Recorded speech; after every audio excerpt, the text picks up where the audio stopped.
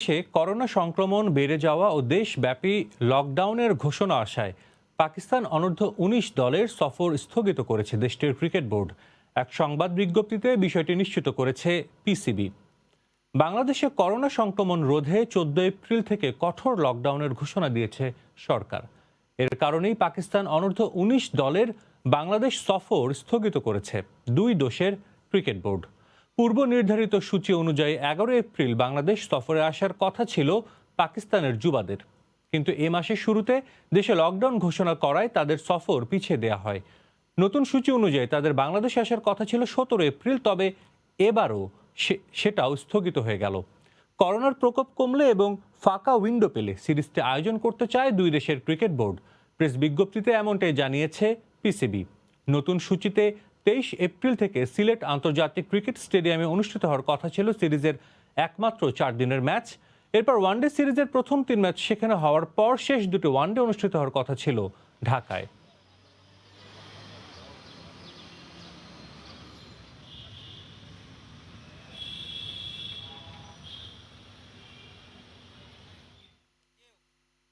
করোনার দ্বিতীয় ডোজের ভ্যাকসিন নিয়েছেন ক্রিকেটাররা। রাজধানীর কুর্মিটোলা হাসপাতালে সকালে ভ্যাকসিন নিতে আসেন কোচিং স্টাফরাও। ভ্যাকসিন নিয়ে সবাইকে আরও সতর্ক হওয়ার আহ্বান জানান পেসার তাসকিন আহমেদ। এছাড়া শ্রীলঙ্কা সফর নিয়েও কথা বলেন এই টাইগার ক্রিকেটার। দল যাবে শ্রীলঙ্কায় চার্টার্ড বিমানে, কিন্তু তার আগে প্রয়োজন কোভিড শিল্ড।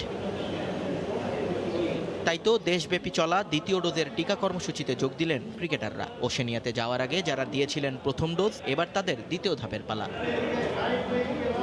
কুর্মিটোলায় একে একে আসলেন সবাই। তামিম সৌম্য, সস্ত্রিক ছিলেন, তাইজুল মিঠুন, তাসকিন সাইফ, শরীফুল মিরাজ, নাইম মুগ্ধ, শান্ত রাহিরা। গতকাল রাতেই দেশে নেমে চলে আসেন রাসেল ডোমিঙ্গো, সাথে ছিলেন বাকি স্টাফরা।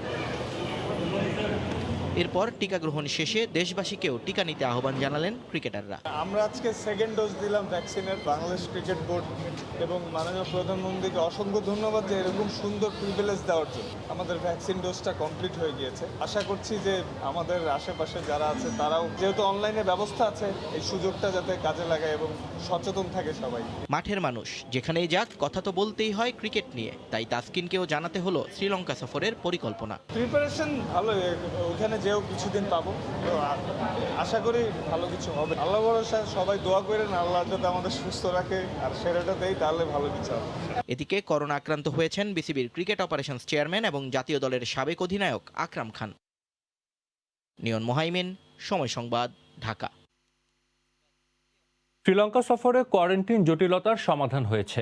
সফরে 3 দিন কোয়ারেন্টিনে থাকার পর অনুশীলন শুরু করতে পারবে বাংলাদেশ ক্রিকেট দল, এমনটা নিশ্চিত করেছেন বিসিবির প্রধান নির্বাহী নিজামুদ্দিন চৌধুরী সুজন।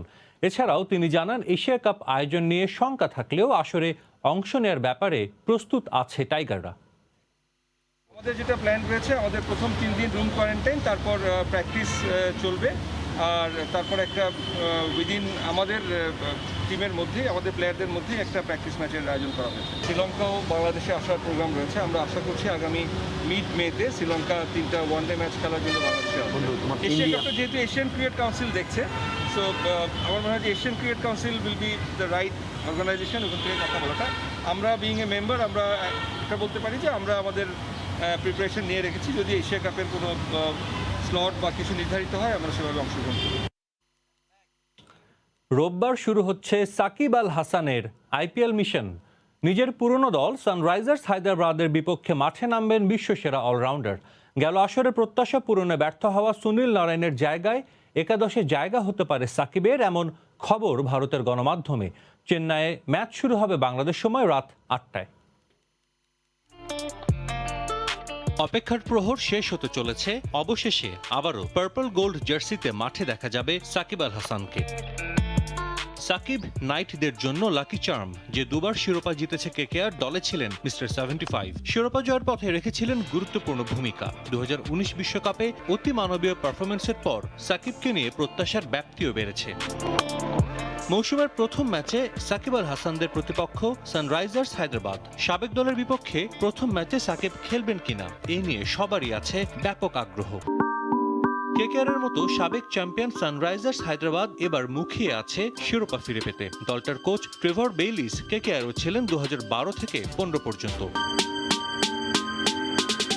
সানরাইজার্স হায়দ্রাবাদ অধিনায়ক ডেভিড ওয়ার্নারের ফিটনেস নিয়ে কিছুটা শঙ্কা থাকলেও প্রথম ম্যাচে মাঠে নামবেন তিনি। Jonny Bairstow, Kane Williamson, Rashid Khan ছাড়াও আছেন নটরাজন, ভুবি, মনীষ পান্ডেরা। তাই বলাই যায় লড়াই হবে হাড্ডাহাড্ডি। দু দলের মুখোমুখি 19 দেখায় 12 জয় কেকেআরের, আর হায়দ্রাবাদ জিতেছে 7টিতে। সাজিদ মুস্তাহিদ, সময় সংবাদ। আইপিএলের 14তম আসরে রোববার কলকাতা নাইট রাইডার্সের হয়ে নিজের সেরাটা দিবেন সাকিব আল হাসান, এমনটাই প্রত্যাশা ভক্তদের। শুধু তাই নয়, পুরো টুর্নামেন্টে ধারাবাহিক পারফরমেন্স উপহার দিয়ে দলের সাফল্যে ভূমিকা রাখবেন বিশ্বসেরা অলরাউন্ডার, বিশ্বাস অগণিত টাইগার ভক্তর। সাকিবের মতো খুব কম সংখ্যক প্লেয়ারই বাংলাদেশে ক্রিয়েট হয়েছে যারা খুব স্মার্টলি এবং কনফিডেন্টলি বাংলাদেশকে রিপ্রেজেন্ট করতে পারে বাইরে।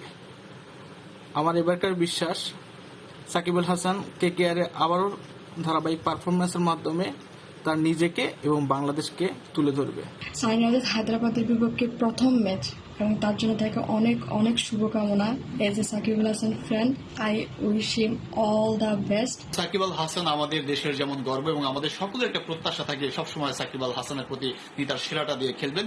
সাকিব কলকাতার একাদশে বেস্ট 11-এ জায়গা পাবে এবং সে আশা করি খুবই ভালো পারফরমেন্স করবে।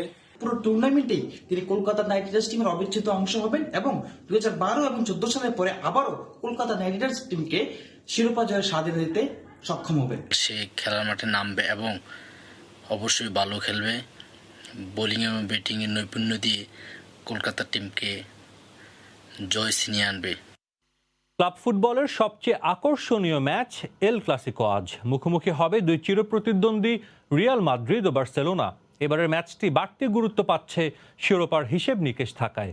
ম্যাচে মেসি সহ ফুটবলারদের কাছে সেরাটাই চান বার্সা কোচ রোনাল্ড কোম্যান, আর রিয়াল কোচ এখনই শিরোপা নিয়ে না ভেবে খেলতে চান ইতিবাচক ফুটবল। ম্যাচ শুরু হবে বাংলাদেশ সময় রাত 1টায়। শতাব্দী পুরনো দ্বৈরথ এল ক্লাসিকো। তবে বর্তমান প্রজন্ম বা এই উপমহাদেশে অনেকেই এল ক্লাসিকো বলতে বোঝেন লিওনেল মেসিকে। মর্যাদার এই লড়াইয়ের সবচেয়ে সফল খেলোয়াড় বার্সেলোনা কিংবদন্তি। এবছরের জুনে বার্সার সঙ্গে শেষ হবে মেসির চুক্তি। নতুন করে চুক্তি সই না করলে স্তাদিও ডি স্টেফানোর এই ম্যাচটাই হয়তো শেষ এল ক্লাসিকো লিওনেল মেসি। মাঠের বাইরে ফুটবলার আর ক্লাব সভাপতির সংঘাতের প্রভাব স্পষ্ট ছিল মৌসুমের প্রথম ক্লাসিকোতে। নু ক্যাম্পে পর্যদুস্ত হয়েছিল কাতালানরা, তবে পালাবদল হয়েছে বার্সার নেতৃত্বে। মৌসুমের শুরুর বিপর্যয় কাটিয়ে সম্ভাব্য সেরা ফর্মেই রোনাল্ড কোম্যানের দল।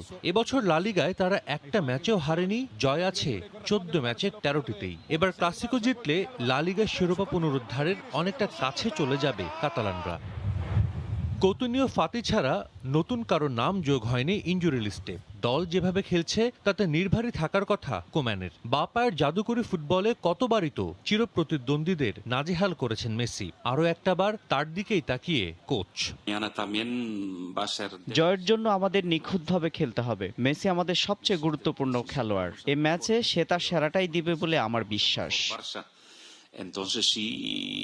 ফর্ম নিয়ে রিয়াল মাদ্রিদ কোচের অভিযোগ থাকার কথা না, মাত্রই চ্যাম্পিয়ন্স লিগে লিভারপুলকে হারিয়েছে তার দল। দুর্দান্ত খেলছেন ভিনিসিউস, বেনজেমা, টনি ক্রুসরা। তবে চিন্তার কারণ হতে পারে রক্ষণ নিয়ে। রামোস, ভারানেকে ছাড়াই নামতে হবে লস ব্লাঙ্কোদের। এল ক্লাসিকোতে প্রায় 3 বছর কোনো গোল পাননি মেসি। তবে এবার রামোস, ভারানেকে ছাড়া মেসিকে আটকানোই বড় চ্যালেঞ্জ রিয়ালের।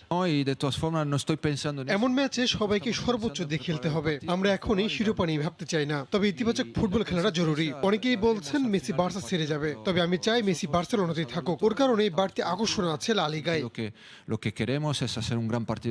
অনেকেই বলছেন এটাই লিওনেল মেসির শেষ ক্লাসিকো। আবার এই ম্যাচের ফলাফলের ওপর নির্ভর করছে লিগ শিরোপার গতিপথ। নানা সমীকরণের জন্য দীর্ঘদিন পর বেশ উত্তাপ ছড়াচ্ছে এবারের এল ক্লাসিকো। সাজিদ মুস্তাহিদ, সময় সংবাদ। লিওনেল মেসি জ্বলে উঠলে এল ক্লাসিকো জেতা কঠিন হবে রিয়াল মাদ্রিদের জন্য। এল ক্লাসিকোর আগে গণমাধ্যমে এমনটাই জানিয়েছেন রিয়াল মাদ্রিদ স্ট্রাইকার করিম বেনজেমা। মেসির সঙ্গে দ্বৈরথটা সবসময় খুব উপভোগ করেন এই ফরাসি স্ট্রাইকার। তার চোখে আর্জেন্টাইন তারকা বার্সেলোনার সবচেয়ে বিপজ্জনক ফুটবলার। কঠিন প্রতিদ্বন্দ্বিতার আভাস দিলেও ভালো খেলেই দলকে জয় উপহার দিতে চান তিনি।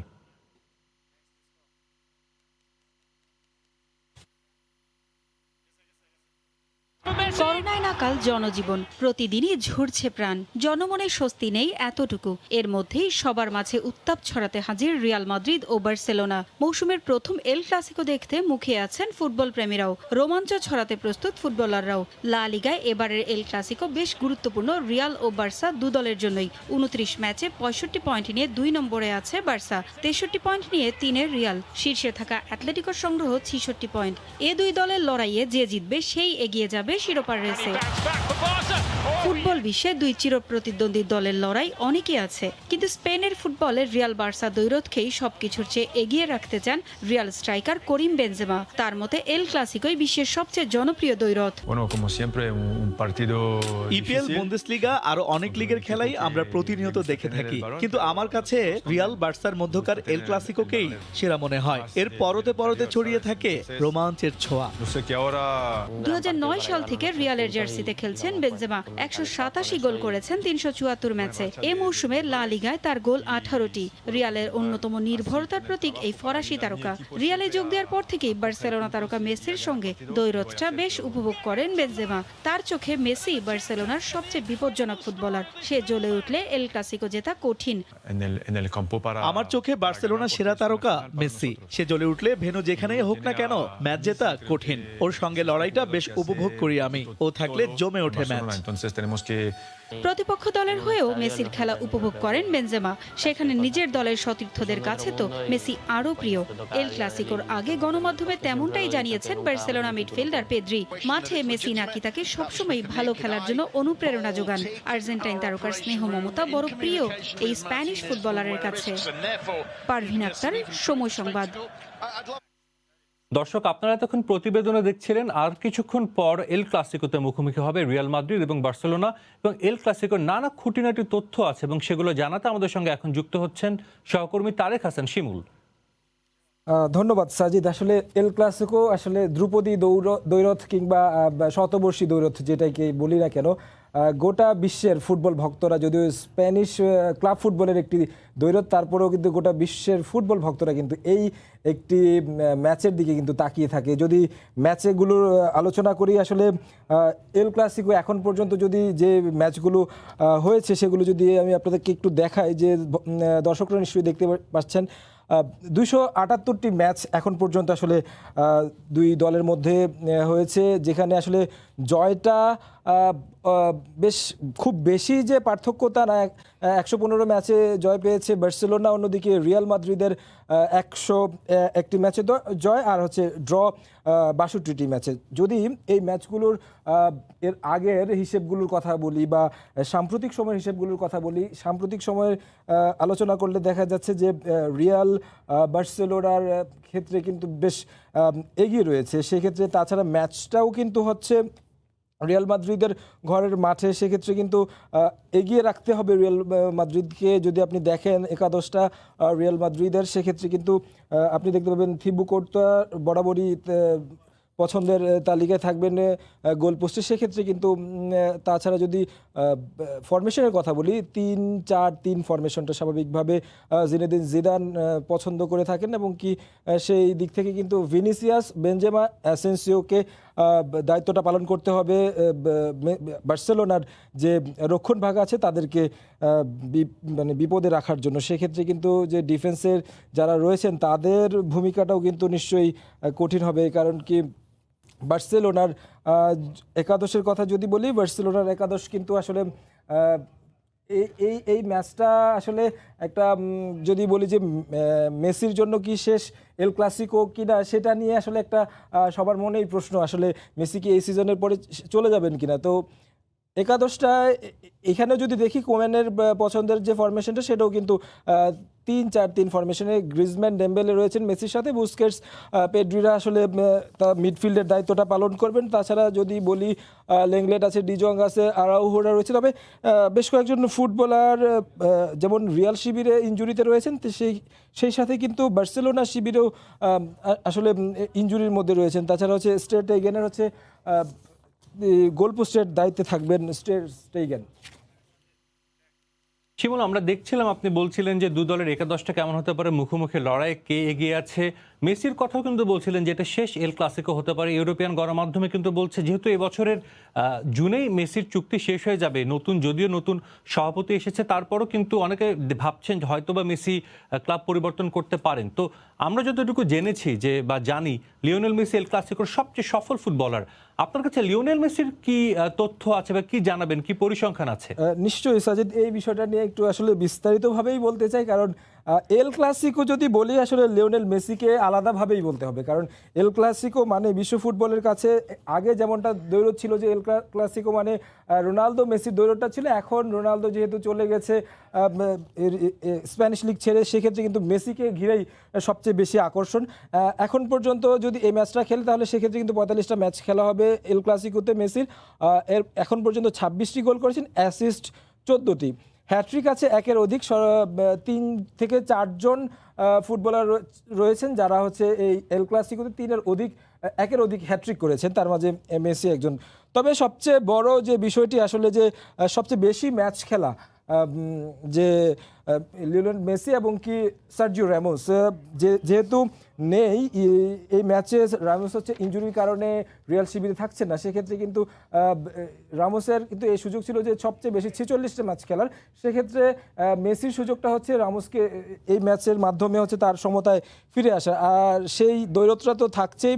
পাশাপাশি যদি বর্তমান সময়ের কথা বলি, যেহেতু দলে রামোস নেই, সেক্ষেত্রে কিন্তু করিম বেনজেমা দলকে নেতৃত্ব দিবেন। লিওনেল মেসির সাথে কিন্তু করিম বেনজেমার এখন একটা দৈরথ বলা চলে, কারণ কি যেহেতু রক্ষণ ভাগ থেকে শুরু করে কি ফরওয়ার্ডের দায়িত্বটা মেসি এবং কি করিম বেনজেমা দুই দলের পক্ষ থেকে করে থাকেন, সেক্ষেত্রে কিন্তু করিম বেনজেমার সাথে সবচেয়ে বেশি পার্থক্যটা হয় যে 25 ম্যাচ করিম Benzema, 27 match Lionel Messi, 18 match হচ্ছে যেহেতু হচ্ছে খেলেছেন হচ্ছে 18টি গোল করিম বেনজেমার আর 27টি হচ্ছে লিওনেল মেসি। যদি আরেকটু বিষয়ে করিম বেনজেমার ব্যাপারে আসলে আপনাকে বলি যে যেহেতু এই ম্যাচটাতে নেতৃত্ব দিবেন এবং কি সার্জিও রামোস নেই, সেক্ষেত্রে রামোসের একটা ঘাটতি রয়ে গেছে, আক্ষেপ রয়ে গেছে।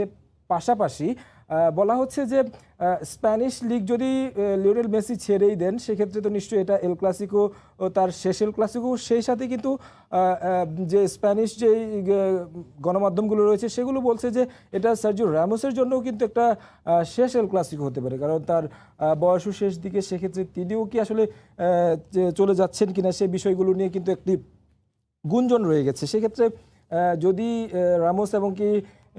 রামোস এবং কি মেসি দুজনেই যদি এই ম্যাচটা খেলতে পারে তাহলে কিন্তু দ্বৈরথটা আরও খুব জমজমাট হতো। যদি ম্যানেজার হিসেবে একটু আলোচনা করি, ম্যানেজার হিসেবে কারা আসলে সফল এখন পর্যন্ত এল ক্লাসিকোর ম্যানেজার হিসেবে জিনেদিন জিদান, যিনি কিনা রিয়াল মাদ্রিদের ডাগ আউটটাকে গরম করবেন, তিনি কিন্তু এখন পর্যন্ত 10টি ম্যাচে 5টি জয়, হার 2টি, ড্র 3টি। এই যদি সবশেষ ম্যাচটার কথা বলি, সেটি কিন্তু একেবারে ন্যু ক্যাম্পে গিয়ে হারিয়ে এসেছে বার্সেলোনাকে। সেক্ষেত্রে যদি পাশাপাশি যদি আমরা কোম্যানকে দেখি যে বার্সেলোনার যে ম্যানেজারের দায়িত্ব পালন করছেন, তিনি কিন্তু একেবারে এল ক্লাসিকোর দিক থেকে নতুন, যদিও এই সিজনটা নতুনভাবে দলটাকে গুছিয়ে তুলেছেন। সেক্ষেত্রে কিন্তু একটি মাত্র ম্যাচ এবং কি সেই একটি মাত্র ম্যাচে কিন্তু 3-1 গোলে হেরেছেন নো ক্যাম্পে, যেটি এই মৌসুমেরই প্রথম ম্যাচে। সেক্ষেত্রে কিন্তু এই ম্যাচটা কঠিন একটা চ্যালেঞ্জ কিন্তু রোনাল্ড কোম্যানের জন্য, যদিও সেই সময়টায় ক্লাবের সভাপতি থেকে শুরু করে মেসির থাকা না থাকার দৌড় নানা একটা ঝক্কি ঝামেলার মধ্যে ছিল সেই দলটা, সেই কারণে কিন্তু 3-1 গোলে নো ক্যাম্পে হারতে হয়েছে। সেই জায়গা থেকে নিশ্চয়ই একটা প্রতিশোধ নেওয়া এবং কি লাপোর্তে যেহেতু সভাপতি হয়েছে, নতুন সভাপতির অধীনে এল ক্লাসিকো জয় মিলিয়ে অনেক হিসেব নিকেশ, সাথে তো শিরোপার জয়ের যে বিষয়টি সেটি রয়েই গেছে। তবে নিশ্চয়ই ফুটবল ভক্তরা অপেক্ষা করছেন যে ম্যাচটির জন্য সেটি একটি জমজমাট ম্যাচ হবে, সেটা আসলে প্রত্যাশা করা যায়। সাজিদ, আমার কাছে আসলে এল ক্লাসিকো দিয়ে খুঁটিনাটি এই ছিল সবশেষ। শিমুল ঠিকই বলেছেন, আসলে ফুটবল ভক্তরা চাইবে একটা জমজমাট লড়াই, ধ্রুপদী লড়াই। লিওনেল মেসির শেষ এল ক্লাসিকো হতে পারে, সার্জিও রামোসের হতে পারে, নানা সমীকরণ আছে। এবং আপনাকে অসংখ্য ধন্যবাদ আমাদের এই তথ্যগুলো জানানোর জন্য। বঙ্গবন্ধু 9ম বাংলাদেশ গেমসের পুরুষ ক্রিকেট ইভেন্টে চ্যাম্পিয়ন হয়েছে জাহাঙ্গীরাবাদ সেন্ট্রাল জোন। গেমসের শেষ দিনে বরিশাল শহীদ আব্দুর রব সেরনিয়াবাদ স্টেডিয়ামে ফাইনাল খেলায় বরেন্দ্র নর্থ জোনকে 7 উইকেটে হারিয়ে চ্যাম্পিয়ন হওয়ার গৌরব অর্জন করে তারা। বাংলাদেশ গেমসের চূড়ান্ত পদক তালিকায় আনসারের জয় জয়কার। সর্বোচ্চ 132টি স্বর্ণ জিতেছে তারা। 115 স্বর্ণ নিয়ে তালিকায় 2 অবস্থান বাংলাদেশ সেনাবাহিনীর। নবম বাংলাদেশ গেমসে ভাঙনের সুর। শেষ দিন কেবল বাকি ছিল পুরুষদের ক্রিকেট, যেখানে মুখোমুখি বরেন্দ্র নর্থ জোন ও জাহাঙ্গীরাবাদ সেন্ট্রাল জোন। বরিশাল স্টেডিয়ামে টসে জিতে প্রথমে ব্যাটিংয়ে নামে Barendra north zone. Middle order batsman Naim আহমেদের 129 বলে 128 রান, উদ্বোধনী ব্যাটসম্যান মিনহাজুল হাসানের 108 বলে 65 রানের উপর ভর করে নির্ধারিত 50 ওভারে 6 উইকেট হারিয়ে 270 রানের লড়াকু সংগ্রহ দাঁড় করায় বরেন্দ্র। প্রতিপক্ষ দলের শাহরিয়ার আলম 9 ওভারে 66 রান দিয়ে 3 উইকেট শিকার করেন। 271 রানের জয়ের লক্ষ্যে খেলতে নেমে উদ্বোধনী ব্যাটসম্যান জিসান আলমের 119 বলে 169 রানের টর্নেডো ইনিংসে ভর করে জয়ের লক্ষ্যে পৌঁছে যায় জাহাঙ্গীরাবাদ সেন্ট্রাল জোন। জিসান আলম হন ম্যাচ সেরা এবং বরেন্দ্র নর্থ জোনে নাইম আহমেদ টুর্নামেন্ট সেরা খেলোয়াড় নির্বাচিত হন। এরকম যদি আল্লাহর মধ্যে ঠিক হয়ে যায়, এরকম যদি 2-3টা গেমস আমাদের হয় আমাদের জন্য বাংলাদেশের জন্য, প্লেয়ারদের জন্য অনেক ভালো হবে। কারণ এইসব জায়গায় ফোকাস করার জন্য একটা প্লেয়ার ওঠার জন্য এসব গেমস অনেক দরকার। এই প্রক্রিয়ার মধ্যে আছে এরা যদি না খেলে থেকে প্লেয়ার আসবে, সো এরাই খেলবে, এরা আমাদের ভবিষ্যৎ প্রজন্মের প্লেয়ার। বাংলাদেশ গেমসের চূড়ান্ত পদক তালিকায় আনসারের জয় জয়কার। সর্বোচ্চ 132টি স্বর্ণ জিতেছে তারা। পাশাপাশি 80টি রৌপ্য, 57টি ব্রোঞ্জ সহ মোট 269 পদক গেছে আনসারের ঘরে। মোট পদক সংখ্যায় এগিয়ে থাকলেও স্বর্ণ অর্জনে আনসারের পেছনে আছে সেনাবাহিনী। তাদের ঝুলিতে গেছে 115টি স্বর্ণ। এছাড়া 99টি রৌপ্য ও 83টি ব্রোঞ্জ সহ মোট পদক 297টি। সুইমিং পুলে ঝড় তোলা নৌবাহিনী আছে পরের অবস্থানে। 63 স্বর্ণ সহ তাদের অর্জন মোট 127 পদক। তবে উল্লেখযোগ্য ছিল বাংলাদেশ ক্রীড়া শিক্ষা প্রতিষ্ঠান বিকেএসপির ফলাফল। গেল আসরে 27টি স্বর্ণ সহ 100 পদক জিতলেও এবার 10টি স্বর্ণ নিয়ে তারা পদক জিতেছে 50টি। আবারও অপেক্ষা 4 বছরের। 10ম বাংলাদেশ গেমসের আগে করোনা মুক্ত হবে ধরনী, এই প্রার্থনা সবার। মেহেদী নাইম, সময় সংবাদ। খেলার সময় আরও থাকছে। টি-20 সিরিজও জয় দিয়ে শুরু পাকিস্তানের। রিজওয়ানের তাণ্ডবে জোহানেসবার্গে দক্ষিণ আফ্রিকাকে 4 উইকেটে হারালো বাবর আজমের দল। পর্দা নামলো বঙ্গবন্ধু বাংলাদেশ গেমসের। শনিবার রাতে বঙ্গবন্ধু জাতীয় স্টেডিয়ামে নেভানো হয় নবম আসরের মশাল। ভিডিও কনফারেন্সে গেমসের সমাপ্তি ঘোষণা করেন অনুষ্ঠানের প্রধান অতিথি অর্থমন্ত্রী আ.হ.ম মুস্তফা কামাল। এছাড়া ভার্চুয়ালি বক্তব্য রাখেন সেনাপ্রধান ও বিও এর সভাপতি জেনারেল আজিজ আহমেদ। করোনা মহামারীতে বড় আয়োজন সম্ভব না হলেও রেকর্ডময় আসন নিয়ে সন্তুষ্ট বিওএ। এদিকে পদক জয়ীদের পরিচর্যায় ফেডারেশনগুলোকে আগ্রহী হওয়ার আহ্বান জানিয়েছেন ক্রীড়া প্রতিমন্ত্রী জাহিদ হাসান রাসেল। সমাপ্তি সবসময়ই আবেগময়, তবে সফল সমাপ্তিতে থাকে সুখানুভূতিও। বাংলাদেশ অলিম্পিক অ্যাসোসিয়েশন কর্মকর্তাদের এখন তেমন ভালো লাগা থাকতেই পারে। করোনা মহামারীর মাঝেই যে শেষ পর্যন্ত বঙ্গবন্ধু বাংলাদেশ গেমসের সফল আয়োজনে সক্ষম হলেন তারা। গেল 31 মার্চ বঙ্গবন্ধু শেখ মুজিবুর রহমানের জন্মস্থান টুঙ্গিপাড়া থেকে মশাল যাত্রা শুরু হয়। দেশের তারকা অ্যাথলিটদের হাত ঘুরে 1 এপ্রিল বঙ্গবন্ধু জাতীয় স্টেডিয়ামে যা প্রজ্বলন করা হয়। সেই মশাল নিভল বাংলাদেশের ক্রীড়ার প্রাণকেন্দ্রে। সমাপনী অনুষ্ঠানের লাল সবুজ আলো আছড়ে পড়ল শূন্য গ্যালারিতে। মহামারী না হলে যে গ্যালারিতে থাকতো দর্শক, অংশগ্রহণকারী ক্রীড়াবিদদের পদচারণায় মুখর থাকতো গেইটের লাল গালিচাটা। পূর্ণতা না পেলেও গেমস আয়োজনেই তৃপ্ত থাকতে চায় বিওএ। এই গেমটি দিয়ে এমন জায়গায় আসছিল যেখানে আমরা করতে পারবো কিনা সেরকম একটা সিচুয়েশন ছিল, এবং সেই জায়গায় উল্টা দিকে বাউন্স করে এই গেমটি এত সুন্দর সফলভাবে শেষ হয়েছে, সফলতার সাথে শেষ হয়েছে। One of the best game বাংলাদেশের ইতিহাস। নতুন নতুন রেকর্ডস হয়েছে, নতুন নতুন প্লেয়ারগুলো বেরিয়ে আসছে। যেগুলি আমাদের স্টার প্লেয়ার ছিল তাদেরকে বিট করে যারা অনেক নতুন প্লেয়াররা বেরিয়ে এসেছে, এবং এদেরকে আমরা ঠিকভাবে পরিচর্যা যদি করি ভবিষ্যতে ইনশাল্লাহ এরাই আমাদের বাংলাদেশের সুনাম বয়ে নিয়ে আসবে। দেশের 29 ভেন্যুর 30 ডিসিপ্লিনে প্রায় 5,500 অ্যাথলিট অংশ নিয়েছিলেন, যেখানে আধিপত্য ছিল সার্ভিসেস দলগুলোর। গেমসের সব পদকজয়ীকে নিয়ে পরিকল্পনার কথা জানিয়েছেন ক্রীড়া প্রতিমন্ত্রী। এই খেলোয়াড়দেরকে আমাদেরকে ধরে রাখতে হবে এবং তারা যাতে সারা বছর প্রশিক্ষণ পায়, তারা যাতে বিভিন্ন খেলাধুলায় অংশগ্রহণ করতে পারে, সেই পরিবেশটা আমাদেরকে তৈরি করতে হবে। আমি আশা করি এই ক্ষেত্রে আমাদের বিভিন্ন ফেডারেশনগুলো কাজ করবে। সমাপনী অনুষ্ঠানে জায়ান্ট স্ক্রিনে প্রদর্শিত হয় 30টি ডিসিপ্লিনের ক্রীড়াবিদদের সব প্রতিযোগিতার টুকরো ছবি। এছাড়া লেজার শোয়েরও আয়োজন করা হয়। আর শেষ ভাগে আধার চিরে আকাশ আলোকিত আতশবাজির ছটায় যেন বার্তা রেখে গেল সংকট কাটিয়ে পৃথিবীও ফিরবে আপন আলোয়। মাকসুম আলম খান, সময় সংবাদ, ঢাকা। এদিকে করোনার মাঝেও খেলোয়াড়দের প্রশিক্ষণ চালু রাখায় বাংলাদেশ গেমসে চ্যাম্পিয়ন হতে পেরেছে বাংলাদেশ আনসার। খেলোয়াড়দের আর্থিকভাবে সহায়তা দিয়েছে বাহিনীটি। সারা দেশের প্রতিভাবান খেলোয়াড়দের পরিচর্যা করায় এসেছে এমন সাফল্য বলে জানান বাংলাদেশ আনসারের ক্রীড়া ও সংস্কৃতি বিভাগের সহকারী পরিচালক রায়হান উদ্দিন ফকির। ক্রীড়াঙ্গনে ভালো করার জন্য পূর্বের বাংলাদেশ গেমসে যে চ্যাম্পিয়ন হয়েছে সেই ধারাবাহিকতা রক্ষার্থে আমাদেরকে নির্দেশনা প্রদান করেছেন এবং সেই আলোকে আমাদের ক্রীড়াঙ্গনে ভালো করার জন্য আমরা কাজ করে যাচ্ছি। এই করোনাকালীন সময়েও আমাদের নিবিড় অনুশীলন অব্যাহত ছিল। আমরা স্বাস্থ্যবিধি মেনে করোনাকালীন সময়ে আমরা নিবিড় অনুশীলন করেছি। ক্রীড়াঙ্গনে যারা ভালো করে বা ভালো করার ইচ্ছা পোষণ করে তাদেরকে আমরা প্রতিভা অন্বেষণ ক্যাম্পের মাধ্যমে শফিকুর আনসার একাডেমিতে এনে নিবিড় অনুশীলনের ব্যবস্থা করে থাকি।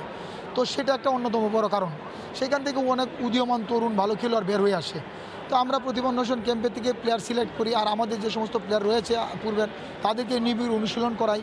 তাদের সব দিক মিলিয়ে যখন কম্বাইন একটা প্রশিক্ষণ হয় তখন আমাদের জন্য একটা ভালো রেজাল্ট চলে আসে। তাছাড়া আমরা অনেকগুলি ইভেন্টে অংশগ্রহণ করে থাকি, নারী এবং পুরুষ অনেকগুলি ইভেন্টে অংশগ্রহণ করা আমাদের চ্যাম্পিয়ন হওয়ার ক্ষেত্রে অন্যতম একটা প্রধান কারণ। দেখছেন খেলার সময়, সঙ্গেই থাকুন। এটাই সঠিক সময় নিজেদের বাড়িতে ওঠার। কাপড়ের ময়লা দুর্গন্ধ বাড়ছে, রোজগার না। লেখাপড়া শিখেছো বলে কি স্বামীকে শেখাবে? জামা কাপড় আর চিন্তা ভাবনা দুইটা থেকেই পুরনো ময়লা দূর করতে হবে। শেখাবো নিজের কোচিং ক্লাসে। দুজনে রোজগার করব, নিজেদের বাড়িতে উঠবো। Wheel 2-in-1। দেশের সর্বনিম্ন ক্যাশ আউট চার্জ শুধুমাত্র নগদে, তাই নগদে চলে আসলাম। To a world in vogue. Color it, climb it up with shades of your own reflection.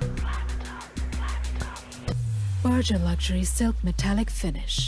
The fashion statement for your wall. দেশের সর্বনিম্ন ক্যাশ আউট চার্জ শুধুমাত্র নগদে, তাই নগদে চলে আসছি। 3 ধাপে রিফাইন্ড ওমেগা 3, 6 ও 9 এর triple power, vitamin A fortified এবং ভিটামিন ই ও কে সমৃদ্ধ নিউট্রিয়েন্টস রিটেইন টেকনোলজিতে অক্ষুণ্ণ থাকে সকল পুষ্টিগুণ। কোলেস্টেরল ফ্রি বিশ্বসেরা সয়াবীজ থেকে সরাসরি বোতলে তীর অ্যাডভান্সড সয়াবিন তেল, এখন আরো অ্যাডভান্সড। নগদ অ্যাপে সব নাম্বার সেন্ড মানি একেবারে ফ্রি, তাই নগদে চলে এলাম। বার্জার ব্রিথ ইজি ভাইরাকের এর সিলভার আয়ন টেকনোলজি তৈরি করে অ্যান্টিভাইরাস কোটিং, যা দেয়ালে আসা ভাইরাস ও ব্যাকটেরিয়া ধ্বংস করে। সুরক্ষিত দেয়াল, নিরাপদ পরিবার। নগদ অ্যাপে সব নাম্বার সেন্ড মানি একেবারে ফ্রি, তাই নগদে চলে আসলাম। সাধারণ লাল বা ব্রাউন আটায় গমের ভুসি মেশানো থাকলেও থাকে না পূর্ণ পুষ্টিগুণ। অন্যদিকে বাংলাদেশের প্রথম হোল হুইট আটা তীর তৈরি হয় গমের সকল প্রাকৃতিক গুণাগুণ অক্ষুণ্ণ রেখেই। তাই স্বাস্থ্য সচেতন মানুষের প্রথম পছন্দ হোক তীর হোল হুইট আটা। দেশের সর্বনিম্ন ক্যাশ আউট চার্জ শুধুমাত্র নগদে, তাই নগদে চলে আসলাম। আমি এখন বিয়ে করব না, আগে একটা চাকরি পাই তারপর। এই নাও তোমার চাকরির জন্য অ্যাডভান্স মিষ্টিমুখ হয়ে যাক। একটু মিষ্টিতেই হোক দৃষ্টিভঙ্গির পরিবর্তন। তীর চিনি লাইফটা সিম্পলি মিষ্টি করে। সবচেয়ে কম খরচে করোনা টেস্ট শুধুমাত্র নগদে। যারা এখনো নগদ অ্যাকাউন্ট খোলেননি, চলুন এখনই খুলে ফেলি। বেক সরষে ইলিশ আমার নতুন ভিডিওর জন্য। এ পর্যন্ত এটা তোর বেস্ট। এ কি এমন মলিন কাপড় পরে ইউটিউবে আসা যাবে না। তার জন্য আছে নতুন রিন, যা কাপড়ের উজ্জ্বলতা অটুট রাখে ব্রাইট লক টেকনোলজির সাহায্যে। নিজের সেরাটা দেখানোর জন্য সেরা রিন। আবারও স্বাগত খেলার সময়। ইংলিশ প্রিমিয়ার লিগের খবর, শেষ মুহূর্তের গোলে লিডস ইউনাইটেডের কাছে 2-1 গোলে হেরেছে ম্যানচেস্টার সিটি। আরেক ম্যাচে ঘরের মাঠে এবছর প্রথম জয় পেল লিভারপুল। অ্যাস্টন ভিলাকে তারা হারিয়েছে 2-1 গোলে। এই ম্যাচের ফলটা দেখে নিশ্চয়ই পেপ গার্দিওলা ভাগ্যকেই দোষবেন, না হলে 29টা শট নিয়ে মাত্র একটা গোল পেতে হয়। শুধু কি তাই, বল দখল থেকে শুরু করে পুরো ম্যাচে শাসন করেছে ম্যানচেস্টার সিটি, কিন্তু স্কোর লাইনটা হতাশ করবে সব সিটি ভক্তদের। এতিহাদ স্টেডিয়ামে আক্রমণাত্মক শুরু করে স্বাগতিকরা। স্বাভাবিকভাবেই ফেভারিটের তকমা নিয়ে মাঠে নামা সিটি ছিল বেশ আগ্রাসী, কিন্তু দিনটা যে ছিল প্রতিপক্ষ লিডস ইউনাইটেডের। তবে তাদের রক্ষণের প্রশংসা করতেই হবে, যাদের বদৌলতে প্রথমার্ধ কোনো গোল হজম করতে হয়নি লিডসকে। তবে এই সময়টায় হৃদয় ভাঙে গার্দিওলা বাহিনীর। 42 মিনিটে প্রথম আক্রমণে যায় লিডস, সেই আক্রমণ থেকে স্কোরশিট 1-0 করেন স্টুয়ার্ট ডালাস। বিরতি থেকে ফিরে আক্রমণে শান দেয় স্বাগতিকরা, কিন্তু কোনোভাবেই যেন প্রতিপক্ষের রক্ষণ ভাঙতে পারছিল না সিটি ফরওয়ার্ডরা। 76 মিনিটে সমতায় ফেরান ফেরান তোরেস। সমতায় শেষ হচ্ছিল ম্যাচটা, কিন্তু কে জানতো ফুটবল বিধাতা ম্যাচটা লিখে রেখেছিল লিডসের পক্ষে। ইনজুরি সময়ে আরও একবার সিটিজেনদের জাল কাপান স্টুয়ার্ট ডালাস। কপাল পুড়ে গার্দিওলা বাহিনীর, যদিও পয়েন্ট টেবিলের শীর্ষস্থানটা দখলে রেখেছে ম্যানচেস্টারের ক্লাবটি। অসময় কাটানো লিভারপুল যেন হালে পানি পেল। গেল ডিসেম্বরের পর ইপিএলে এই প্রথম ঘরের মাঠে জয় পেল অলরেডরা, যদিও শুরুটা বাজেভাবেই হয়েছিল ক্লাব বাহিনীর। অ্যানফিল্ডে ম্যাচের প্রথমার্ধটা চলে আক্রমণ আর পাল্টা আক্রমণে, কিন্তু কোনো দলই যেন খুঁজে পাচ্ছিল না জালের ঠিকানা। এরই মধ্যে অঘটনের আভাস অ্যাস্টন ভিলার। 43 মিনিটে অলি ওয়াটকিন গোল করে এগিয়ে নেন দলকে। দ্বিতীয়ার্ধে অবশ্য সমতায় ফিরতে মরিয়া হয়ে ওঠে অলরেডরা, সময়টাও বেশিক্ষণ নেননি। 57 মিনিটে মোহাম্মদ সালাহ গোল করে 1-1 করেন স্কোর লাইন। ম্যাচটা যখন পয়েন্ট ভাগাভাগি করে শেষ হচ্ছিল, তখন স্পটলাইটে আসেন আলেকজান্ডার আর্নল্ড। ইনজুরি সময় গোল করে প্রায় 3 মাস পর ঘরের মাঠে জয় উপহার দেন দলকে। তারেক হাসান শিমুল, সময় সংবাদ। দক্ষিণ আফ্রিকা পাকিস্তান টি-20 সিরিজের খবর। ওয়ানডে সিরিজ জয়ের পর টি-20তেও দুর্দান্ত সূচনা করেছে পাকিস্তান। দক্ষিণ আফ্রিকাকে 4 উইকেটে হারিয়েছে তারা। জোহানেসবার্গের ওয়ান্ডারার্স স্টেডিয়ামে টস জিতে ব্যাট করতে নেমে এইডেন মার্করামের 51 এবং অধিনায়ক হেনরিক্স ক্লাসেনের 50 রানের ওপর ভর করে 6 উইকেট হারিয়ে 188 রান করে দক্ষিণ আফ্রিকা। জয়ের জন্য 189 রানের লক্ষ্যে ব্যাট করতে নেমে শুরুতেই ঝোড়ো সূচনা এনে দেন দুই ওপেনার। যদিও 14 রান করে আউট হয়ে যান অধিনায়ক বাবর আজম। 19 বলে 27 রান করেন ফখর জামান। মোহাম্মদ হাফিজ খেলেন 11 বলে 13 রানের ইনিংস। পরে ফাহিম আশরাফ এসে দারুণ সঙ্গ দেন মোহাম্মদ রিজওয়ানকে। এই দুজনের ব্যাটেই মূলত জয়ের দ্বার প্রান্তে পৌঁছায় পাকিস্তান। ম্যাচ সেরার পুরস্কার পান মোহাম্মদ রিজওয়ান। 12 এপ্রিল একই ভেন্যুতে হবে সিরিজের দ্বিতীয় টি-20।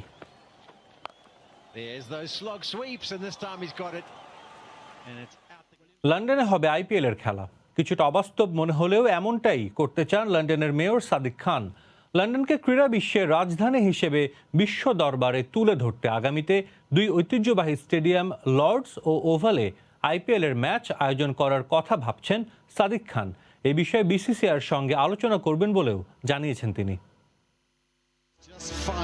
শুরু হয়ে গেছে ক্রিকেট বিনোদনের সবচেয়ে বড় আসর আইপিএল। করোনা মহামারীর জন্য 1 বছর পর আবারও ভারতে ফিরেছে এই টুর্নামেন্ট। বিশ্বের সব নামী ক্রিকেটাররা খেলছেন আইপিএলে। তারকা আকর্ষণ কিংবা জৌলুস আইপিএল-এর ধারে কাছেও নেই অন্য কোনো লিগ। আর এই জন্যই আইপিএল আয়োজনে আগ্রহ বেড়েছে লন্ডনের মেয়রের। বিশ্বকাপ cricket, euro football, champions league, Wimbledon tennis কিংবা বক্সিং, বড় বড় ইভেন্ট হয়েছে লন্ডনে। আমেরিকান খেলা বেসবলও 10 বছর অনুষ্ঠিত হবে লন্ডনের টটেনহ্যাম হটস্পার স্টেডিয়ামে। তাহলে আইপিএল কেন নয়? আমি লন্ডনকে বিশ্ব ক্রীড়াঙ্গনের রাজধানী হিসেবে গড়ে তুলতে চাই। বিশ্বের বড় বড় ক্রীড়া ইভেন্ট আয়োজন করতে চাই। বেসবল, বক্সিং এর মতো খেলা এখানে হচ্ছে, তাহলে আইপিএল সম্ভব। মহামারীর পর আমরা নতুন করে সব করার পরিকল্পনা করছি। ভারত দলের সঙ্গে কোহলি, রোহিত, বুমরারা খেলছেন, কিন্তু আইপিএল ছাড়া ধোনির খেলা আপনি দেখতে পারবেন না। আমি লন্ডনবাসীকে সেই সুযোগ করে দিতে চাই। এর আগেও ভারতের বাইরে অনুষ্ঠিত হয়েছে আইপিএল, একবার দক্ষিণ আফ্রিকা ও গত বছর অনুষ্ঠিত হয় আরব আমিরাতে। তাই লন্ডনে আইপিএল আয়োজনের ধারণা একেবারে উড়িয়ে দেওয়া যায় না। বিসিসিআইকে রাজি করাতে লন্ডনে মেগা ইভেন্ট আয়োজনের অতীত অভিজ্ঞতাই সাহস দিচ্ছে মেয়রকে। আমরা ওয়েম্বলি স্টেডিয়ামে সফলতার সাথে বক্সিং ম্যাচ আয়োজন করেছি। মেজর লিগ বেসবল হচ্ছে। আমার বিশ্বাস আমরা যদি এই পরিকল্পনা আইপিএল কর্তৃপক্ষের সঙ্গে আলোচনা করি, তারা আগ্রহী হবে। সারে কাউন্টি ক্লাব ও সিটি হল একসঙ্গে কাজ করলে এটা আয়োজন সম্ভব। 2016-তে লন্ডনের মেয়র নির্বাচিত হন সাদিক খান। বরাবরই ক্রীড়াপ্রেমী 50 বছর বয়সী এই মেয়র কিশোর বয়সে সারে ক্লাবের ট্রায়ালেও অংশ নিয়েছিলেন। সাজিদ মুস্তাহিদ, সময় সংবাদ। ইউরোপিয়ান ক্লাব ফুটবলের আরও খবর। ইপিএলের বিগ ম্যাচে সাবেক ক্লাব ম্যানচেস্টার ইউনাইটেডকে আতিথ্য দেবে হোসে মরিনহোর টটেনহাম হটস্পার। ম্যাচ শুরু রোববার রাত 9:30। এর আগে সন্ধ্যা 7টায় ইতালিয়ান লিগে ইউভেন্টাসের প্রতিপক্ষ জেনোয়া, বিকেল 4:30টায় টেবিল টপার ইন্টার মিলানের লড়বে ক্যালিয়ারের বিপক্ষে।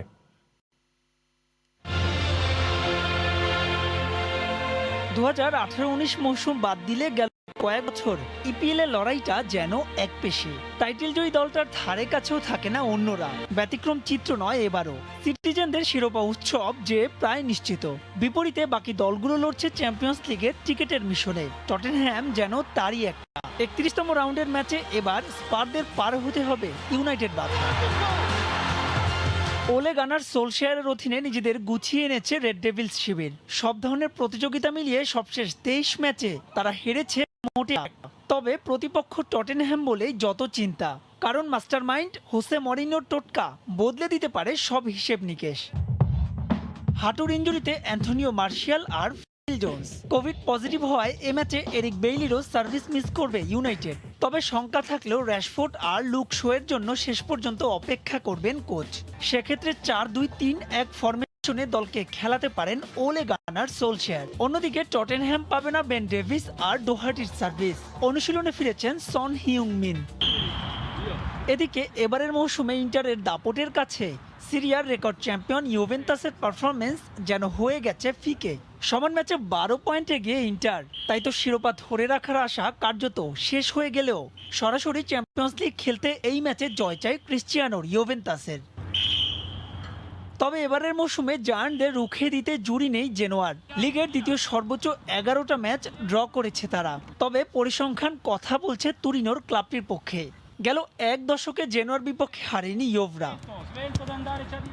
আগের ম্যাচে গোল করে ক্লাবের হয়ে ফর্মের ধারাবাহিকতা ধরে রাখার ইঙ্গিত দিয়েছেন CR7। আক্রমণ ভাগে এ ম্যাচে তার সঙ্গে দেখা মিলতে পারে দিবালা মোরাতার। সেক্ষেত্রে জেনোয়ার বিপক্ষে ইউভেন্টাসের ম্যাচটা হতে পারে অনেকটাই একপেশে।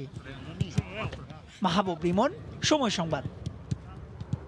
করোনাকালীন মানসিক প্রশান্তি ও নিজেকে সুস্থ রাখতে খাগড়াছড়িতে যুব ক্রিকেটাররা নিয়মিত অনুশীলন করছেন।